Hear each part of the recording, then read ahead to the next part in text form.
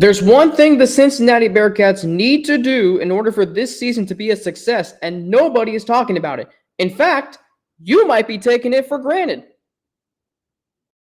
Are Locked On Bearcats, your daily podcast on the Cincinnati Bearcats, part of the Locked On Podcast Network, your team every day.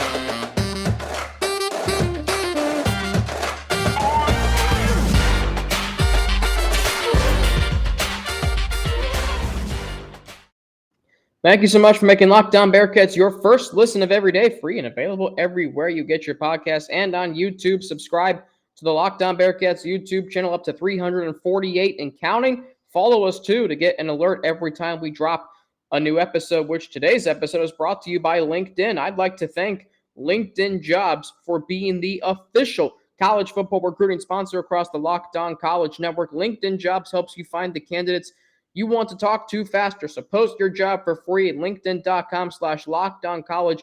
Terms and conditions apply.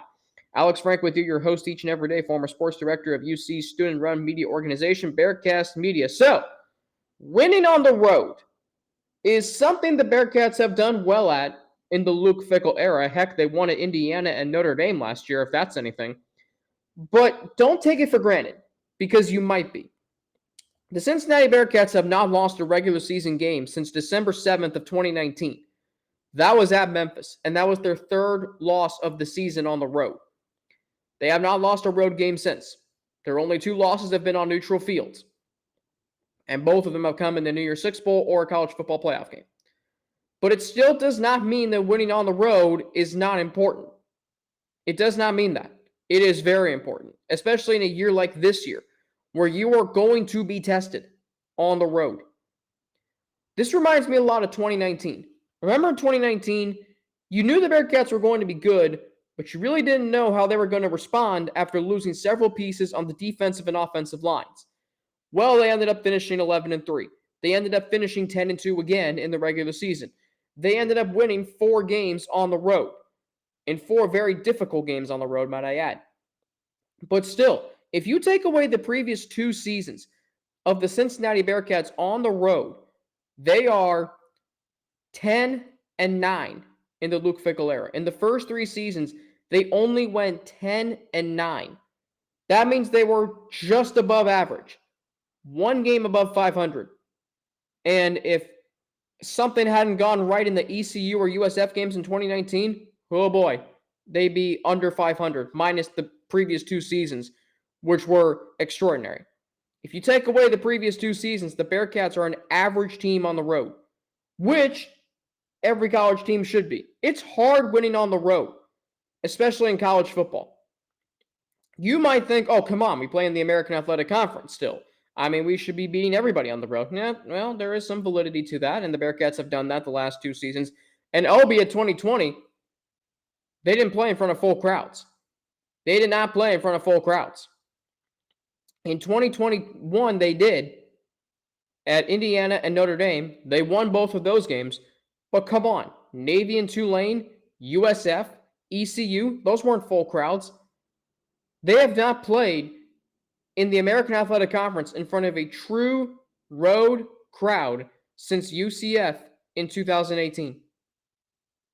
And by the way, that's like the only team that will sell out in the American Athletic Conference for a game.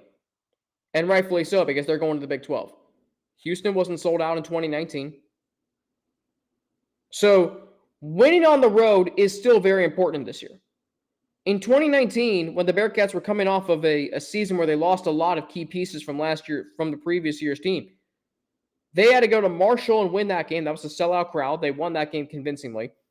They went to Houston. Houston was a decent team at the time. Wasn't a very big crowd. They won that game by 15.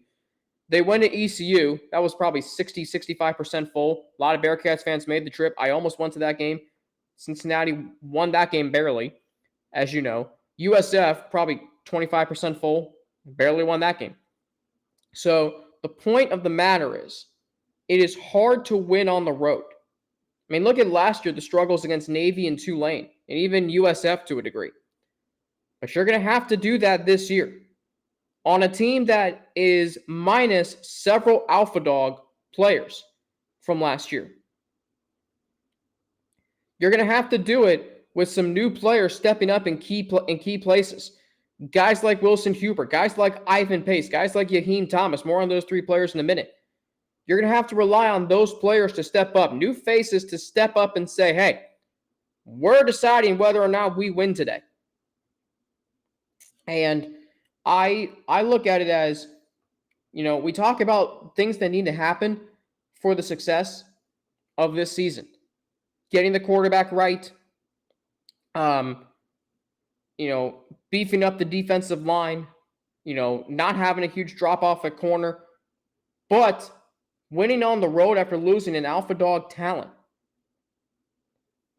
You were comfortable going into any road game last year, because of Desmond Ridder, because of Sauce Gardner, because of Jerome Ford, Alec Pierce. This year, it's going to be guys like Josh Wiley and Leonard Taylor. It's going to be guys like Ryan Montgomery. It's going to be guys like Tyler Scott. And on defense, it's going to be guys like Javon Hicks. It's going to be guys like the linebackers, Deshaun Pace, Jabari Taylor on the defensive line, Malik Van, Jawan Briggs. Players who but again, players who aren't used to playing large roles. And when you go on the road, it's the travel, you're not in your own environment, you're not sleeping in your own bed. It can be difficult, man. It really can. And I look at the SMU and UCF games. You have to take care of business on the road. These guys are going to have to step up and do that. And that's why the Arkansas game week 1, I don't like it that it's in that spot. Because these guys are not used to A, being in the spotlight, playing larger roles, and B, they're certainly not used to doing that and playing on the road. Oh, by the way, send them to an SEC team for week 1. That's not easy stuff. It's not. And so when I look at it, it would not shock me if there were some growing pains. That's why the Tulsa game, the first conference game of the season, not an easy road trip. You don't know what the weather could be like. You don't know if Tulsa's going to come out guns a-blazing. You don't know what that could be like. So that's a key to success for me this season. Winning on the road. You might have taken for granted over the last 2 seasons. Maybe the last 4 seasons. Because over the last 4 seasons, Cincinnati has only lost 5 times on the road. They have won 16 times. So they're 16-5 in their previous 4 seasons. But take away 2020 and 2021, which were exceptional teams. And 2020 was a weird year. You only played 2 road games. You won them both.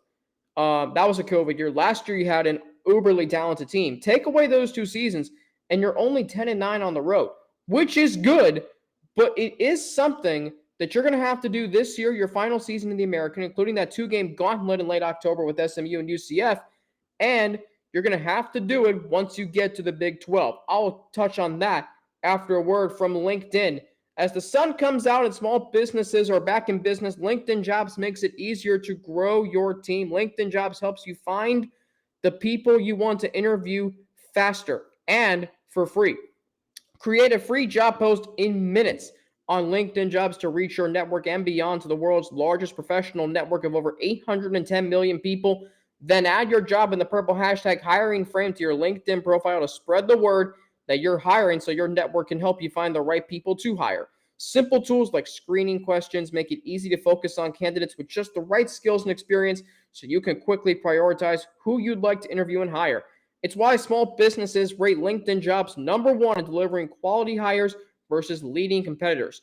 LinkedIn Jobs helps you find the candidates you want to talk to faster. Did you know every week nearly 40 million job seekers visit LinkedIn? Post your job for free at linkedin.com/lockedoncollege. That's linkedin.com/lockedoncollege to post your job for free. Terms and conditions apply. Once you go to the Big 12, road games are going to be even more difficult than they are now because you're going to play in front of bigger and better environments.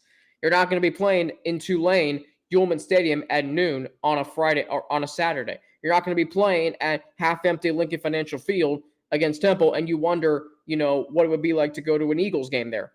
You're not going to be doing that. You're going to be playing at Oklahoma State, which is always sold out. You're going to be playing potentially in Norman. Good luck with that. You're going to be playing at West Virginia. Country Roads Take Me Home. You're going to want to take them home because it's going to be a hostile environment. You're going to be playing at Iowa State. You're going to be playing at BYU. You're going to be playing at UCF still. So there is going to be a greater challenge going on the road in the big heck Baylor in Waco. What's their stadium's name? McLean Stadium, I think. It's going to be harder playing on the road in the Big 12. But what that can do is it can lure recruits. And let's take it from this point. So Cincinnati, the one thing that John Garcia Jr. has talked about on this show, he'll be on tomorrow's show, by the way. The one thing he has talked about with me is Cincinnati hitting other areas of the country. Texas, Oklahoma, Louisiana, Colorado. Well, there's Big 12 country for you.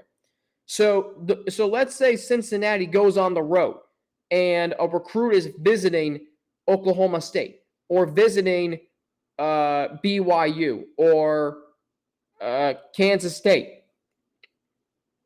And if you're Cincinnati, you go in there and you win. And it doesn't even have to be a recruit's official visit. I mean, he can just be in the building. He can just be in the building watching that game or that stadium. He can be in the building watching that game. And he can say, ooh, I like this program. This year and the first year in the Big 12 for Cincinnati is about marketing their program, in essence.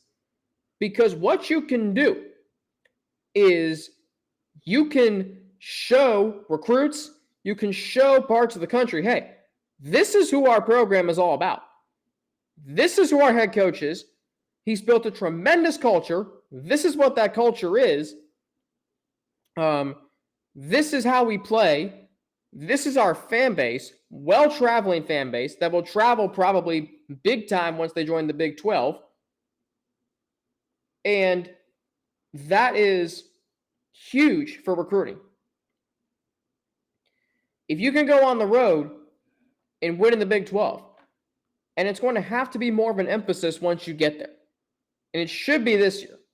But when you join the Big 12, right, what separates Oklahoma and Texas, or what has separated them, well, mainly Oklahoma, what separated Oklahoma for years was their ability to win on the road, to win in Stillwater, to win in Waco, to win anywhere in the conference.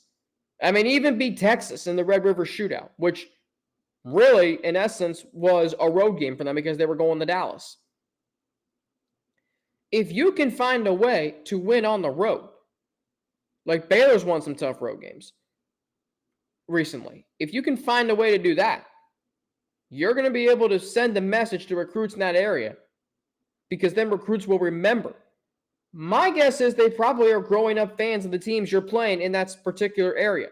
Baylor, Oklahoma, Oklahoma State, BYU. They're probably fans of that school. And you know BYU, okay, if you're a fan of BYU, I don't know if you're going to end up going there, but I have a feeling if you're a fan, you probably will end up going there. But imagine if Cincinnati comes into Provo, beats BYU, and that recruit says, I kind of like what this program is about. Maybe he wants to move cross-country and play for the Bearcats. I don't know. But that's why winning on the road is so important. You can't just confine yourself to winning on your home field. That is why winning on the road is so important. It's something that I also hope men's basketball can do as well. You know, again, football is the highest revenue-driven sport. Football, or men's basketball rather, is still important to win on the road. Especially if you can recapture your identity. I think winning on the road is something we took for granted too in men's basketball. And I say that because you look at John Brannon's first conference road game. They lose at Tulane. And you're like, well, we should have won that game. I mean, we took for granted winning on the road with Mick Cronin. We took for granted the tough road games they won at Temple and Memphis and Houston and SMU. We took for granted all of those games. And when they lost to Tulane, and when they lost at UConn, and when they lost at Houston and almost lost to USF and a handful of other games, and when they lost more games in 2021 on the road, or they lost conference games this past season. You took for granted winning on the road. That's hard to do. But if you have an identity like the Bearcats football program does, that's going to send a message to recruits. If the men's basketball program is able to recapture its nasty identity on defense, to see the passion and energy that Wes Miller brings to his coaching, understanding the history and thinking about how you can play in Fifth Third Arena, those will all come to your mind as a recruit if you see Cincinnati win in your city. That's going to give you something to think about. You could already be verbally committed, but then you're like, you know what? I like that program. I'm not saying it will, and I don't think the chances are good it will happen like that, but at the same time, you never know. And for recruiting, seeing that program win on the road, especially if you're not committed already, that's a huge upside for you to say, you know what? I like that program. Maybe I'll play for them. Maybe I can carve out a nice role for myself. And not only that, I know I can make the NFL from the University of Cincinnati. They just had 9 draft picks, for crying out loud. Speaking of football, we're going to transition back into that in segment 3, talk more about the linebackers, including a former highly talented recruit who will finally see the field this year. It looks like it is that way. I'll explain next after a word from betonline.net, your number one source for all your betting needs and sports info. You can find all of the latest sports developments, league reviews, and news, including Major League Baseball, the NFL once that starts, the NBA, heck, the Summer League's going on right now, the Stanley Cup, NHL, when that comes back around. BetOnline is your continued source for all your sporting wagering information, including live betting, esports, and scores. And BetOnline.net remains the best spot for all of your sports scores, podcasts, and news this season. BetOnline.net is the fastest and easiest way to check in on all of your favorite sports and events, including MMA, boxing, and golf. Head to the website today or use your mobile device to learn more about the trends in action. BetOnline, where the game starts. So Jaheim Thomas, remember when he committed in 2019 and how huge of a commit that was at the time? 4-star linebacker from Princeton High School in Cincinnati's backyard, and they were able to get him. Well, now you're finally going to be able to see the field this year, and it goes back to a point I have made that I made earlier this offseason. In fact, just a few weeks ago when I said this season will be the season that shows whether Cincinnati's recruiting practices and what they believe in, philosophy, comes to fruition this year. That's what this season's going to be about.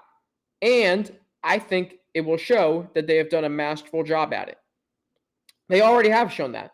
But especially after you lose some alpha dog talent, you're going to have to show that you are continuing to recruit at a very, very high level. And that's what Jaheim Thomas is going to have to bring. You're losing 2 key linebackers from last year's team, Darian Beavers and Joel DeBlanco. But in comes a guy like Thomas. In comes Deshaun Pace. You know how I feel about him. I think he's got All-American potential. Ivan Pace Jr., coming over from Miami, Ohio. He's had a heck of a career. You just don't know about it because he plays in the Mid-American Conference, which is the worst conference in college football. Then you've got a 6th-year player in Wilson Huber, who's emerging as a leader on the team. He's going to be in a larger role this season, not just as a third-down linebacker. You're going to have, potentially other linebackers too, like David Jones Jr., guy from Fairfield. So there is talent on this team at the linebacker position. And I think when we look at it, it's going to be great to see Thomas back on the field this year. Finally showing, okay, another point I've made is they have just been playing behind so many great players throughout their time so far at UC. I think of Jaheim Thomas, think about who he's played behind. Perry Young, Brian Wright, Jarrell White. Wright and White. Sorry for the confusion if there was any. I mean, that is, those are some big-time players that have come through this program that have been masterful for the University of Cincinnati. So there is, the potential there to finally see what Jaheim Thomas can do.